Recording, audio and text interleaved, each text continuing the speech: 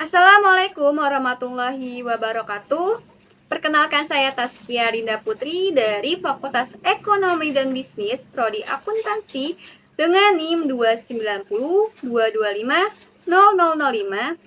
Di sini saya akan mempresentasikan salah satu materi dari pengantar akuntansi 1, yaitu akuntansi perusahaan dagang, untuk memenuhi ujian akhir semester dengan dosen pengampu Ibu Desi Yarigawati, SE, AK, MSI. Kita masuk ke materinya. Apa sih perusahaan dagang itu? Perusahaan dagang adalah perusahaan yang bergerak dalam bidang pembelian dan penjualan barang dagang tanpa mengolah atau mengubah sifat produk tersebut. Proses kerja bisnisnya adalah membeli barang dari pemasok, lalu menjual lagi ke konsumen. Mudahnya bisa kita temukan dalam kehidupan sehari-hari seperti toko kelontong, supermarket, minimarket, dan lainnya. Jenis usaha ini membeli stok barang kebutuhan sehari-hari dari supplier atau pemasok, kemudian menjualnya lagi ke konsumen. Di sini ada siklus operasi perusahaan dagang. Kita tadi sudah melihat kalau kita menerima kas, dari menerima kas itu kita membeli persediaan. Lalu dari persediaan kita menjual kembali kepada konsumen.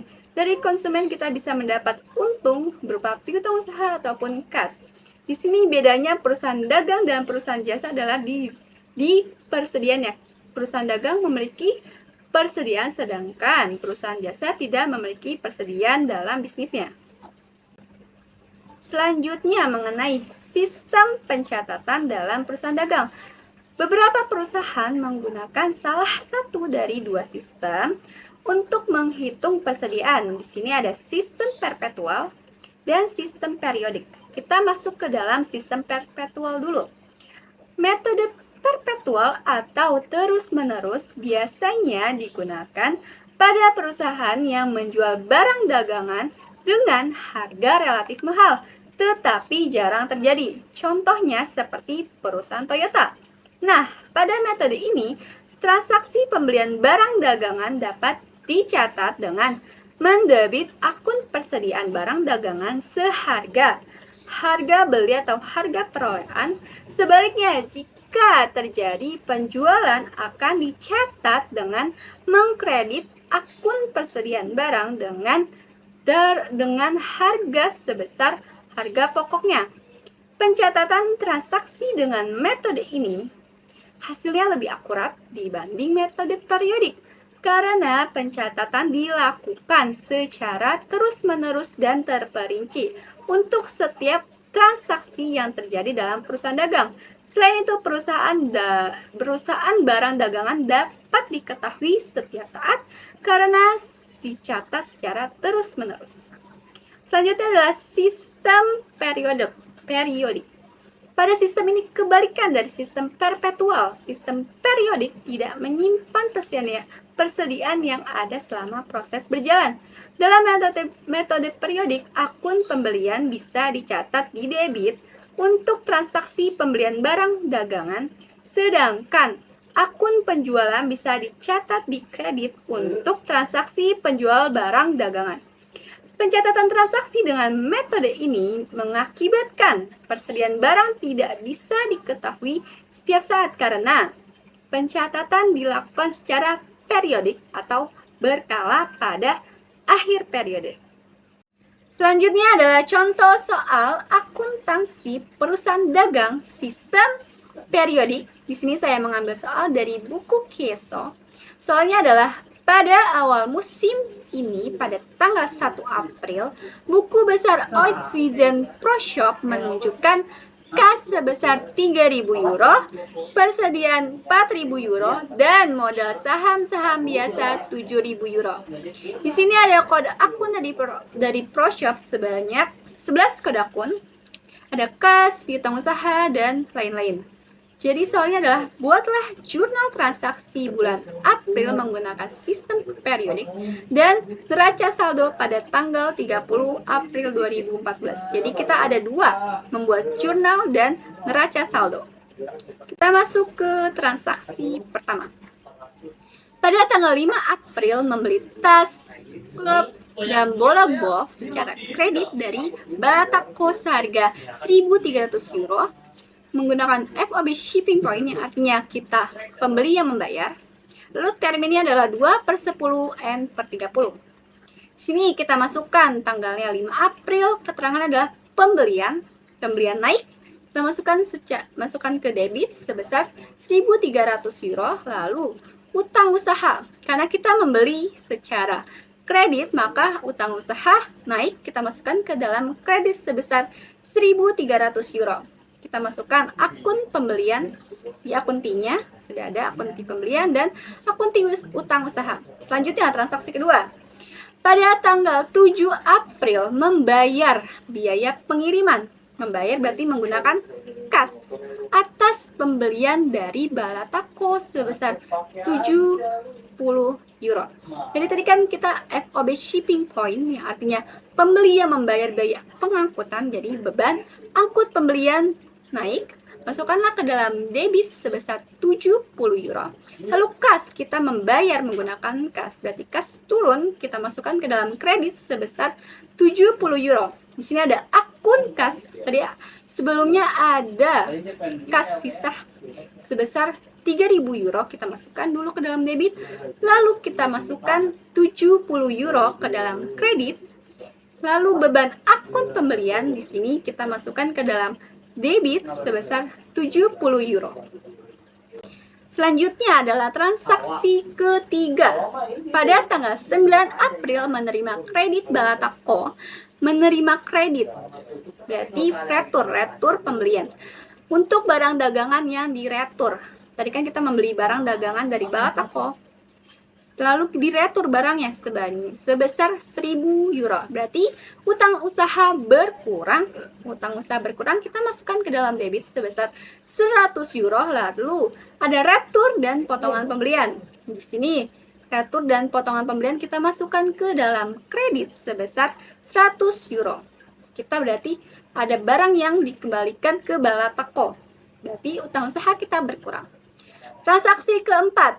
Pada tanggal 10 Mei menjual barang dagangan secara kredit kepada anggota seharga 670 euro termin N/30.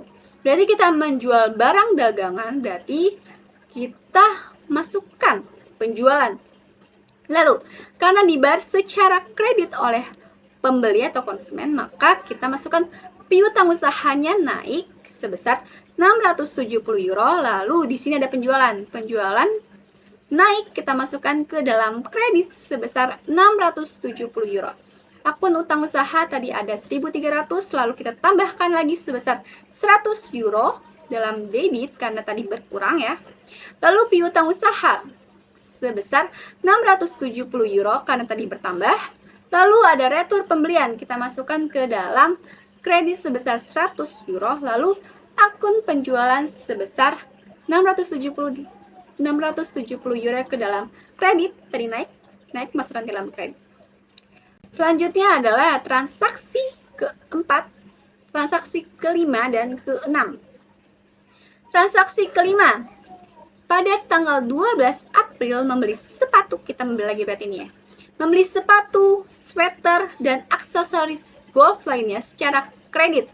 Kita membeli secara kredit lagi dari Arrow Sportswear sebesar 450 euro. Terminnya beda nih dari tadi.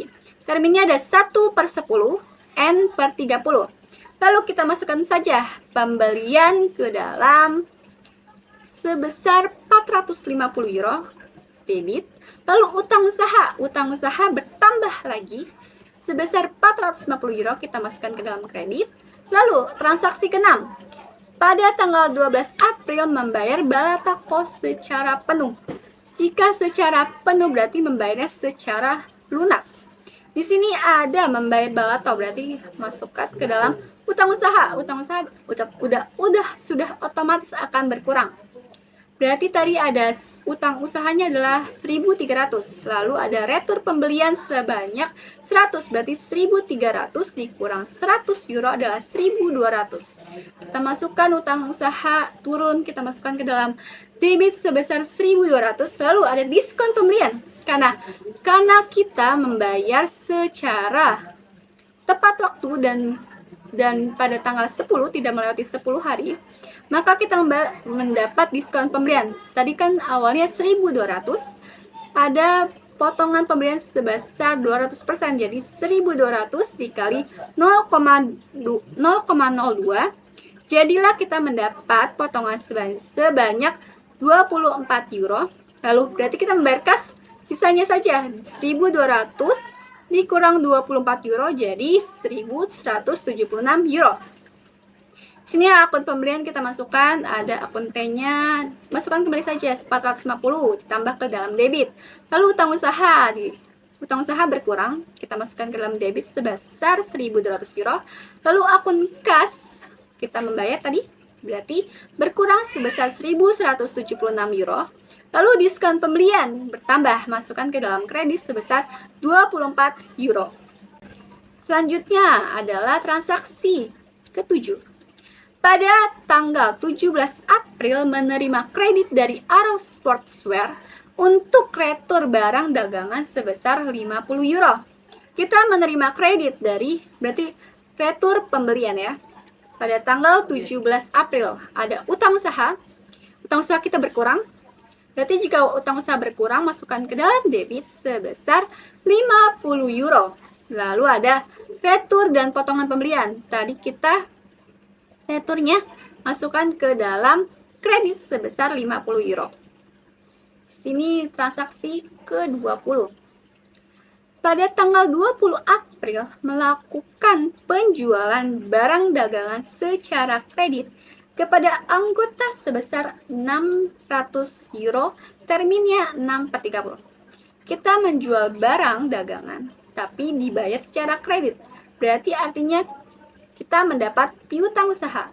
Piutang usaha masuklah 600 euro ke dalam debit karena dia naik.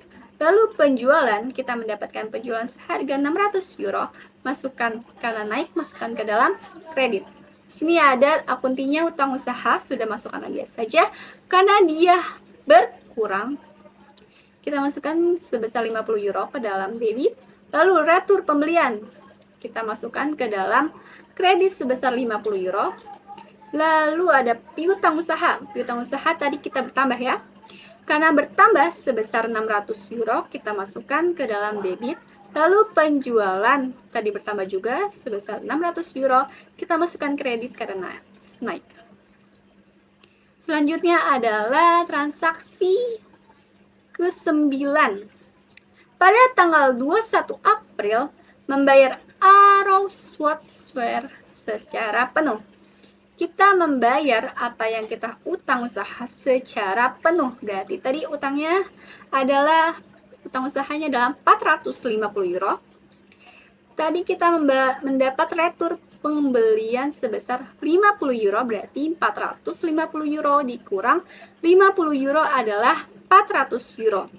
Di sini kita mendapat diskon pembelian lagi karena kita membayar sebelum jatuh tempo dan 10 hari, sebelum 10 hari. Dari sini kita mendapat diskon pembelian. Tadi kita dapatnya 400 kali 0,01. Karena tadi kita dapatnya terminnya 1/10 N/30, berarti 400 dikali 0,01, kita mendapat 4 diskon pembelian 4 euro. Lalu kita membayar. Jika membayar berarti kita mengambil dari kas. Kas berarti turun. Jika kas turun berarti masukkan ke dalam kredit sebesar 396 euro. Lalu transaksi ke-10. Pada tanggal 27 memberikan kredit kepada anggota untuk pakaian yang rusak sebesar 55 euro.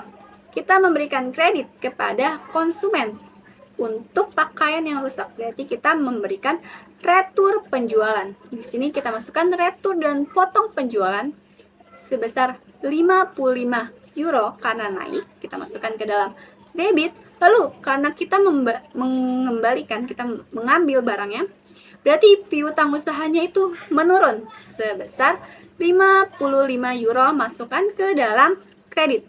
Di sini akun T-nya, akun T usaha kita masukkan karena tadi dia berkurang sebesar 400 euro. Lalu diskon pembelian, kita mendapatkan diskon lagi, kita masukkan ke dalam kredit sebesar 4 euro.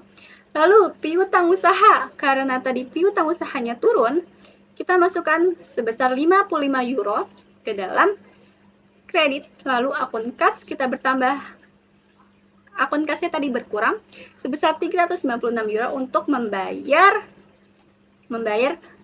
pembelian kita. Lalu retur penjualan karena tadi kita mengambil lagi barangnya, kita masukkan 55 euro ke dalam debit. Lalu sini ada transaksi terakhir dari ProShop pada tanggal 30 April menerima pembayaran uang dari anggota sebesar 630 euro. Kita menerima pembayaran, berarti otomatis kas kita naik sebesar 630 euro. Lalu jika kita menerima pembayaran uang, berarti pembayaran uangnya sebelumnya adalah kredit dari piutang usaha, berarti piutang usaha turun, kita masukkan ke dalam kredit sebesar 630 euro. Di sini ada akun T-nya, yaitu piutang usaha turun, kita masukkan ke dalam kredit sebesar 630 euro. Lalu akun kasnya naik, kita masukkan ke dalam debit sebesar 630 euro. Selanjutnya ada akun T yang sudah dimasukkan ke dalam buku besar. Yang pertama akun kas, kita mendapat hasil akhir di debit sebanyak 1988. Lalu piutang usaha sebanyak 585 di debit euro. Lalu persediaan di awal-awal sekali soal ada persediaan sebanyak 4.000 euro. Kita masukkan ke dalam debit. Lalu penjualan, kita hitung. Penjualan mendapatkan kredit 1.270. Lalu modal tadi modal saham biasa sebanyak 4.000 euro. Kita masukkan ke dalam kredit. Lalu utang usaha ini sama-sama kredit 0 hasilnya. Debit juga 0, karena sama-sama 1.750 dikurang 1.750 jadi 0.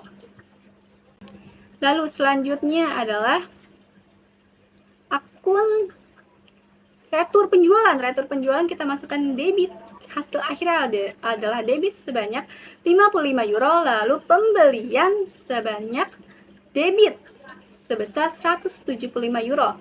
Retur pembelian, kita hitung 100 tambah 50 ada dalam kredit 150 euro.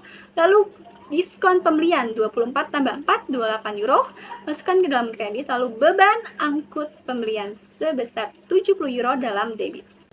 Sini sudah saya hitung semuanya dalam neraca saldo yang soal kedua, yaitu kas, piutang usaha, dan semuanya hasil akhir adalah 8.448 euro. Dua-duanya sama, yang artinya adalah kita balance. Sekian presentasi dari saya, kurang lebihnya mohon maaf. Wabillahi taufiq wal hidayah. Wassalamualaikum warahmatullahi wabarakatuh.